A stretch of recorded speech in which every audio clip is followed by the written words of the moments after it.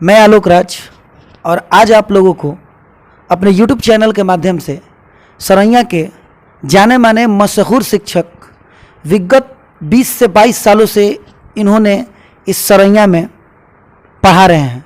तो आइए ऐसे अनुभवी शिक्षक से आप सभी को अपने YouTube के माध्यम से मिलवाने जा रहे हैं, जिनका नाम होगा रविंदर सर। तो आइए मिलते हैं रविंदर सर से। रविंदर सर, मेरे चैनल में आपका स्वागत है। मैंने कहीं से सुना कि आप तकरीबन 20 से 25 वर्षों से आप इस सरैया में ISC का पढ़ाने का सेवा दे रहे हैं। तो मैं जानना चाहता हूं कि आप सरैया में कब से पढ़ाना स्टार्ट किए? हम 2004 से पढ़ा रहे हैं। 2004 से आप डायरेक्ट मतलब 11 और 12वीं को पढ़ा रहे हैं या उससे पहले 10th को ही पढ़ा रहे थे? पहले 9-10th को पढ़ाते थे हम। 6 से इंटर को पढ़ाना स्टार्ट किए हैं 2006 से पहले आप 9-10th को पढ़ाते थे? 9-10th को, हाँ 9-10th को पढ़ाते। 9-10th को कौन सब्जेक्ट पढ़ाते थे वहाँ पर? Science subject, physics chemistry math. मतलब 10th क्लास को पढ़ाते थे। तो सरैया में सबसे पहले किस जगह पे आप पढ़ाते थे? पहले तो हम अपने घर पर ही पढ़ाते थे। अच्छा, यानी आपका आवास भी इसी सरैया में होगा? हाँ जी, बिल्कुल यहीं पे। तो आप पहले अपने घर पे पढ़ाते थे? अच्छा, जब 11-12 को पढ़ाना स्टार्ट किए उस वक्त कहाँ पे पढ़ाना स्टार्ट किए, मतलब किस जगह? 11-12 भी घर पर ही 1 साल पढ़ा है। उसके बाद आपको मठिला रोड में कुरान सरैया पढ़ाना स्टार्ट किए। मठिला रोड ना, पुराना थाना के पास। तो जब आप 11-12 को पढ़ाना स्टार्ट किए तो उस वक्त आपके पास सबसे स्टार्टिंग में स्ट्रेंथ कितना था, मतलब बच्चों का स्ट्रेंथ कितना था? शुरू में तो हम 3 विद्यार्थी से स्टार्ट किए थे। 3 विद्यार्थी से? मतलब कि जब स्टार्ट आप 11-12 किए थे तो उस वक्त 3 बच्चों से स्टार्ट किए थे। 12th स्टार्ट किए थे, 11th नहीं स्टार्ट किए थे? 12th direct. तो 12th कब स्टार्ट किए थे? 2004 में। 2004 में। तो उस वक्त 3 स्टूडेंट थे आपके पास? 4 नहीं, 6 में स्टार्ट किए थे। 6 में? हाँ 6 में। तो उस वक्त आपके पास स्टूडेंट थे कितने? 3 स्टूडेंट थे। तो अभी अभी आप लोगों ने सर से सुना कि 2006 से स्टार्ट किए थे 11-12 को पढ़ाना। उस वक्त सर के पास 6 स्टूडेंट थे। तो आप समझ सकते हैं कि 2006 से पढ़ा रहे हैं सर, तो काफ़ी दिन हो गए इस सरैया में पढ़ाते हुए सर को। मैंने सर कहीं से सुना है कि आप डुमराव में भी पढ़ाते हैं? हाँ, डुमराव में सपखाना रोड में पढ़ाते हैं। सपखाना रोड में कब से आप पढ़ा रहे हैं सर डुमराव में? 2009 से। 2009 से। सर डुमराव में कौन से सब्जेक्ट को लेकर चलते हैं सर? हम बायोलॉजी पढ़ाते हैं। बायोलॉजी। और सरैया में सर? सरैया में तो हम PCM पढ़ाते, PCB पढ़ाते हैं। PCB? हाँ। अच्छा, यानी कि physics chemistry math, physics chemistry bio तीनों यहाँ पे पढ़ाते हैं। मतलब सरैया में आप 2006 से ही तीनों सब्जेक्ट को लेकर चल रहे हैं? नहीं, शुरू में तो बायोलॉजी नहीं पढ़ाते थे। 2 साल के बाद बायोलॉजी स्टार्ट की। मतलब कि स्टार्टिंग में पहले क्या पढ़ाते थे यहाँ पे? ISC chemistry, physics chemistry. उसके बाद 2 साल के बाद आप बायो भी यहाँ पे स्टार्ट कर दिए? अच्छा, आप डुमराव में स्टार्टिंग से ही बायो पढ़ाने लगे?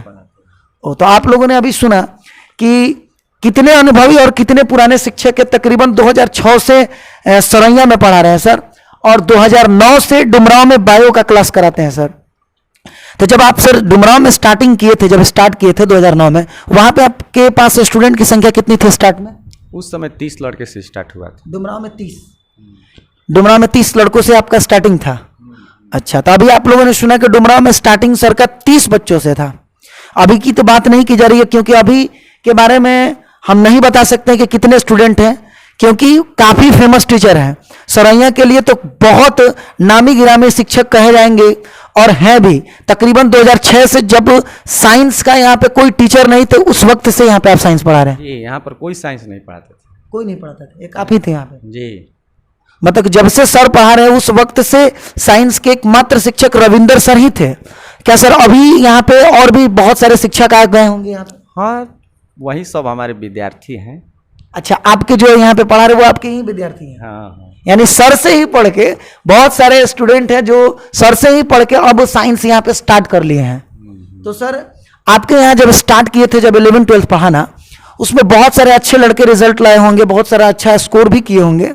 तो सबसे अच्छा स्कोर आपके यहाँ का कितना मार्क्स था इस समय? तो 435 तक हाईएस्ट था। 435? 2020 में। सर 2020 में 435 था। अभी अभी फिलहाल 2021 का एग्जाम हुआ, उसमें आपके यहाँ का सबसे बेस्ट स्टूडेंट कौन सा नंबर लाया था? 418। क्या होगा उसका नाम सर? उसका नाम है सुलेमान सर का लड़का का नाम है, अब नाम सुलेमान सर। अच्छा, उनके लड़के का नाम है, मतलब उनका लड़का मतलब वो अच्छा स्कोर किया था, तो 418 नंबर लाया था 2021 में। तो सर 2018 का बल्कि 2020 का और 2021 का स्कोर बताएं। काफ़ी पीछे बहुत प्रीवियस ईयर में आपके यहाँ जो बच्चे किए होंगे तो उसमें भी बहुत सारे अच्छे स्टूडेंट किए होंगे। सर ऐसा बहुत सारे स्टूडेंट होंगे जिनका जॉब भी हुआ होगा, कोई ऐसा स्टूडेंट है जिनका जॉब हुआ हो, उनका नाम आपको याद हो? बहुत से फर्स्ट हमारा बैच का तो सब लड़के नौकरी करते हैं, सब लड़के नौकरी करते हैं। पहला फर्स्ट 3 लड़के पढ़ाए हैं, वो तीनों आपको रेलवे में ड्राइवर हैं। अच्छा, रेलवे में ड्राइवर। हाँ, और मतलब अभी स्टार्टिंग से जिसको जब स्टार्ट किए थे सर पढ़ाना, उस वक्त से 3 बच्चों से स्टार्ट किए थे और तीनों बच्चों का जॉब है। तो आप समझ सकते हैं कि इस सर से पढ़ने के बाद लड़कों का जॉब भी लगता है, अच्छे अच्छे पोजीशन पे बच्चे हैं भी। तो आप समझ सकते हैं कि यहाँ पे किस प्रकार का पढ़ाई होता है। सर आपके कोचिंग का नाम क्या होगा sir? Minerva science coaching. Minerva science coaching centre के नाम से सर का सरैया में कोचिंग है। तो सर अभी जो आप तीनों सब्जेक्ट को लेकर चलते हैं, पीसीबी, फिजिक्स, केमिस्ट्री और बायो, कुछ बच्चों का कहना होता है कि साइंस नहीं लेना चाहिए, साइंस बहुत हार्ड है, ऐसा है वैसा है, कुछ बच्चे डर से साइंस नहीं लेते हैं, क्या ये सच है? नहीं, ऐसा तो बात नहीं है।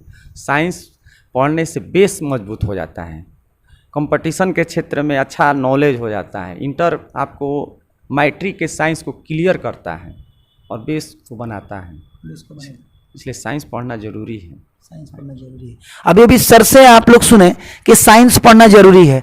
सर ये हम आपसे जानना चाहते हैं कि एकदम जिन बच्चों में अगर ये डर बैठ गया है कि हम फिजिक्स केमिस्ट्री कैसे पढ़ सकते हैं, या फिर बायो को कैसे पढ़ सकते हैं, या फिर साइंस के मैथ को कैसे पढ़ सकते हैं, इस टाइप का डर बना होता है लड़कों में। तो सर ये बताइए कि फिजिक्स केमिस्ट्री बायो को बच्चे आसानी तरीके से कैसे उसको पढ़ें? देखिए, साइंस से तो पढ़ डराना नहीं चाहिए और सिस्टमेटिक ढंग से इसको पढ़ना चाहिए और बेस को मजबूत पहले करना है। मैट्रिक का जो चीज़ है उसको बेस को मजबूत रखना है और रेगुलर क्लास करते रहना है, टीचर के बातों को फॉलो करते रहना है, तो आपका साइंस ठीक ठाक हो जाएगा, किसी प्रकार का दिक्कत नहीं होगा। मतलब उनको आसान तरीके से पढ़ने के लिए बेसिक पे पहले फोकस करना पड़ेगा। पहले तो बेसिक फोकस होना चाहिए, बेस ठीक ठाक होना चाहिए, पहले बेस को सुधारिए और तब साइंस में इंटर का आगे के देखिए पढ़ाई अच्छा होने लगेगा। यानी कि सर जिन बच्चों का मान लीजिए बेसिक कमजोर है, यानी कि उनका बेसिक लेवल बहुत ही, कुछ बच्चे होते हैं जो 10th क्लास में तो बिल्कुल साइंस पे, ऐसे ऐसे बच्चे हैं जो ध्यान साइंस पे और इंग्लिश पे देते ही नहीं है। लगभग बच्चों का ये सोच होता है केवल मैथ पढ़ लेवे के बाद, साइंस पे प्रतिशत बच्चे ध्यान नहीं देते हैं। इंग्लिश को तो बिल्कुल जीरो लेवल का समझते हैं 10th में तो बिल्कुल इंग्लिश को जीरो समझते हैं। लेकिन कुछ बच्चे हैं जो साइंस पढ़ते हैं, लेकिन जिन बच्चों के दिमाग में है कि नहीं मेरा साइंस बहुत वीक है, तो क्या वो आपके पास पढ़ने आते हैं, तो क्या आप उसको किस तरीके से पढ़ाते हैं ताकि उनका बेसिक ठीक हो, क्या उसके लिए करते हैं? पहले हम बेसिक चीज़ को ही बतलाते हैं। पहले जो हमको ज़रूरत है इंटर में, वो मैट्रिक लेवल का चीज़ को पहले हम फोकस करते हैं, तब आपको उस विषय पर चलते हैं, अपना थ्योरी पर। अच्छा, यानी कि 10th का कुछ बेसिक आप पहले पढ़ाते हैं? हम डेमो 2 महीना पढ़ाते हैं, 1.5 माह। 2-1.5 महीना पढ़ाते हैं? हाँ, टाइम मिल जाता है तो हम 1.5 माह पढ़ाते हैं।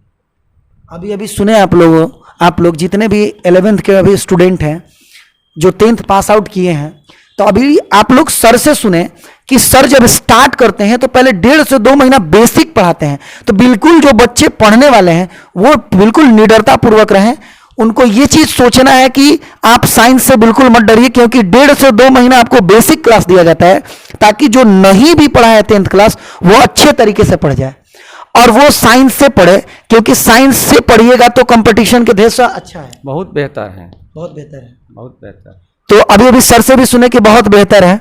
तो आप लोग बिल्कुल इस चीज से डरिए मत और साइंस से पढ़िए। और रहा सवाल सरैया में पढ़ने के जो भी स्टूडेंट है लोकल एरिया के, मिनारवा कोचिंग सेंटर के नाम से सर का क्लासेज है, आप वहां पे आइए। फिजिक्स केमिस्ट्री बायो तीनों की पढ़ाई होती है और बिल्कुल बेसिक से हो रहा है। क्या अभी सर अभी 11th का बैच आपका स्टार्ट हो चुका है? हाँ, स्टार्ट हो चुका है। कितने महीनों से चल रहा है सर? 1 माह से। 1 माह से। क्या अभी बेसिक चल रहा है या फिर सिलेबस? नहीं, सिलेबस चालू हो गया। बेसिक तो हम आपको रिजल्ट आने के 4 दिन के बाद स्टार्ट कर दिए थे। अच्छा, रिजल्ट आने के 4 दिन बाद ही। तो अब आपका सिलेबस, अभी सिलेबस का कौन सा चैप्टर चल रहा है? अभी हम लोग पढ़ रहे हैं वेक्टर पढ़ रहे हैं, फिजिक्स का। केमिस्ट्री? केमिस्ट्री में एटॉमिक स्ट्रक्चर। और बायो? हम बायोमोलिक्यूल्स पढ़ रहे हैं, यूनिट नंबर 3। तो सर का सिलेबस 11th का स्टार्ट हो गया है। बच्चे जो भी नए स्टूडेंट है पढ़ने वाले, वो बिल्कुल घबराए नहीं। अगर उनको पढ़ना है तो वो आए, क्लास को ज्वाइन करें। जो पीछे का भी है वो रिकैप कराते हैं सर? जी जी, एकदम रिकवर भी कराते हैं, उसको समझाते हैं, नोट्स दिलवा देते हैं लड़कों नोट्स से। दिलवा देते हैं, यानी कि पीछे का भी जो इसका क्लास छूटा होता है उसको एक्स्ट्रा टाइम देते हैं? हाँ, टाइम देते हैं। अच्छा सर, यहाँ पे आपके पढ़ाने का फंडा कैसा है? यानी आप पढ़ाते हैं क्या? आपके यहाँ कुछ और कुछ है, जैसे कि टेस्ट होता है या एक्स्ट्रा क्लास होता है क्या? टेस्ट जरूर लेते हैं। टेस्ट लेते हैं? टेस्ट लेते हैं। और वो क्या बोलते हैं, एक्स्ट्रा टाइम भी बच्चों को? एक्स्ट्रा टाइम हर रविवार एक्स्ट्रा टाइम देते हैं। मतलब आप सोचिए कि यहाँ पे पढ़ने के कितने फायदे हैं। आपको संडे को, संडे भी हर टीचर लोग छुट्टी देते हैं, लेकिन यहाँ पे संडे को भी क्लास होता है और बिल्कुल 100% बेनिफिट के साथ उसको एक्स्ट्रा टाइम दिया जाता है और बच्चे पढ़ते हैं।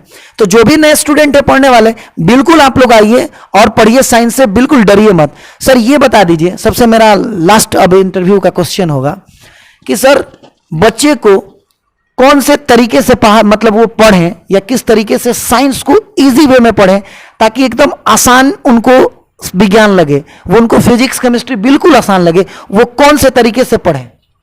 देखिए, साइंस पढ़ने के लिए पहले तो टीचर की बातों को फॉलो करना होगा, टीचर के हर बातों को समझना होगा और जैसे टीचर मार्गदर्शन देते हैं उसका पालन करना होगा, तो आप पढ़ाई आसानी से कर सकते हैं, इसमें किसी प्रकार की दिक्कत नहीं होगा।